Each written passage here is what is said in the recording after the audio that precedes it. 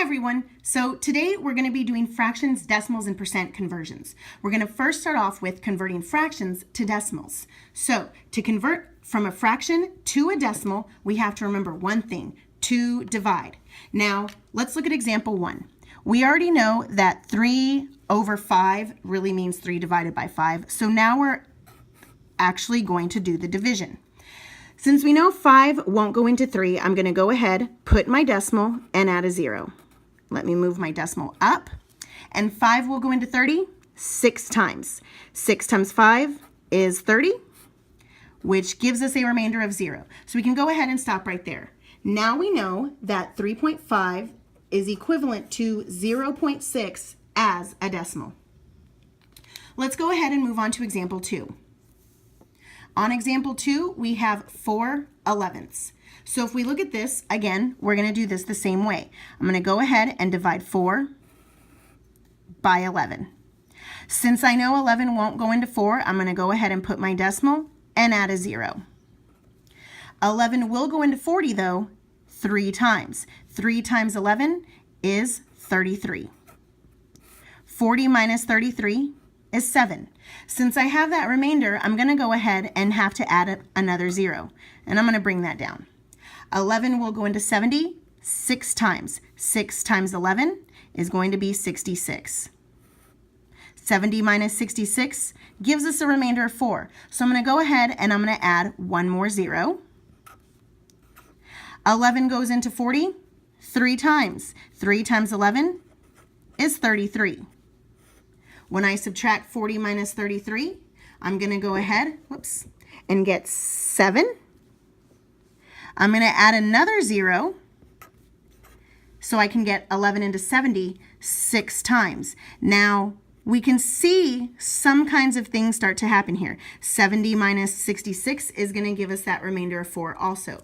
So if I had more time, I would add that other 0, and then we can see the pattern that's happening. 40 and 33 and 70 and 66, 40 and 33, 70 and 66, 40 and... So we already know what's going to happen with our decimal. We're going to keep repeating this 3, 6, 3, 6 pattern. So this is going to be our repeating decimal. And the way we write that is 0.36. And since the 3 and the 6 are both repeating, I'm going to put this repeten bar over both. So I know that that's going to be a repeating decimal. All right. Let's look at our last example for converting fractions to decimals, and it's 9/40. So again, we're going to solve this one the same way that we've been working. I'm going to go ahead and divide 9 by 40. Since 40 won't go into 9, I'm going to go ahead and put my decimal and add a 0. 40 will go into 90 2 times. That's going to give us 80. 90 minus 80 is 10. Since I have that remainder, I'm going to go ahead, add another 0. 40 into 100 will go again 2 times. That's going to be 80. 100 minus 80 gives us 20. Since I have that remainder, I'm going to go ahead and add another 0. I don't know if it's going to start repeating this 0.22222 all the way along, but we're going to see what happens right now. 40 goes into 200 5 times, and 5 times 40 is exactly 200.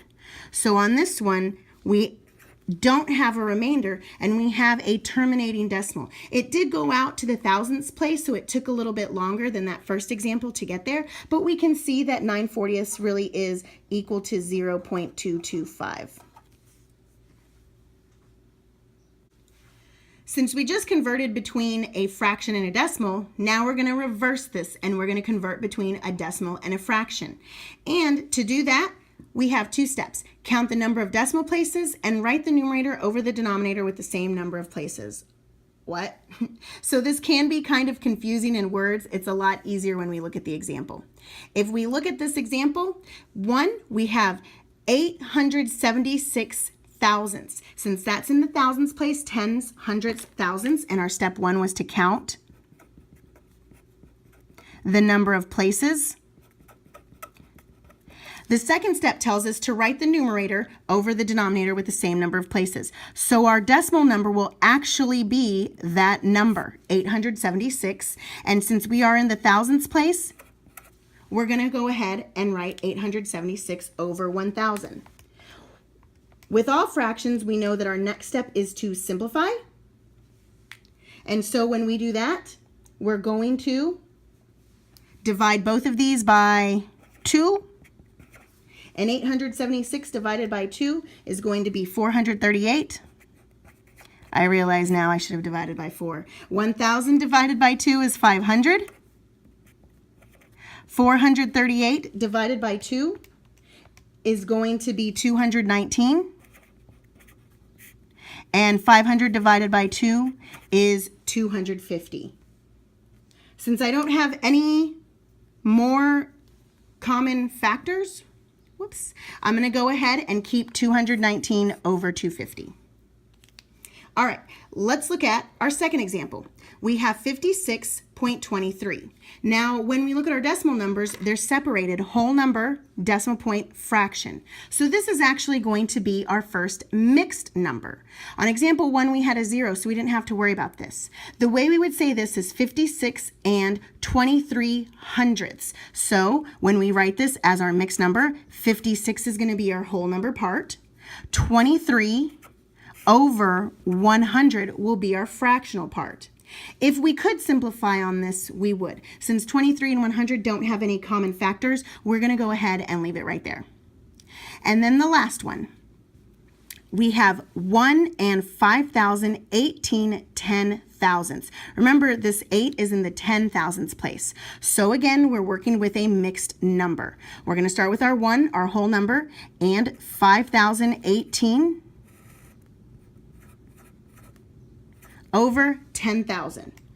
Again, with all fractions, we do have to make sure that we can simplify this. So I'm going to go ahead and divide both of those by 2. So 5,018 divided by 2 is going to be 2,509. 10,000 divided by 2 is going to be 5,000. I don't have any more common factors, I think. So we're going to go ahead and stop right there with our mixed number. Now we're going to convert between percents and decimals. And this is probably our favorite type of conversion right here. To do this, all we have to do is remember this one rule. Move the decimal 2 places to the left. So we're going to start off with 78%. Well, when we don't see the decimal in a number, we know it's going to be at the end. To make it a decimal, we're going to move our decimal point 2 places to the left, and we end up with the decimal number 0.78. On example 2, we actually see that we have a decimal point in our percent. We're going to follow the same rule and move 2 places to the left. I'm going to have to add a 0, my decimal point, and we know that 4.9% as a decimal is 0.049 or 49 thousandths. And then last, we have 343%. I don't see a decimal, so again, we know whenever we don't see it, it's the end of a whole number. I'm going to follow this rule, move 2 decimal places to the left, 1, 2. We don't quite get to the end of the number, but that's okay. Our decimal is 3.43. And we're done with converting between percent to decimals. So if we converted between percent and decimals and moved our decimal 2 places to the left, what do you think is going to happen when we convert between decimal to percent? That's right. We're going to move our decimal 2 places to the right. So we have our 3 examples. I can see that they're all decimal numbers to start off with. So I'm going to go ahead. I see my decimal point, move it 1, 2 to the right, and this is going to be 21%. Don't forget that percent sign. On the 5.6, I can see my decimal here. I'm going to move it over 1, 2 to the right. I am going to need to fill in my 0 right here. So I'm going to end up with 560%. And then the last example we have is 0.149. I'm going to again move my decimal 2 places to the right, 1, 2. and we're going to end up with 14.9%.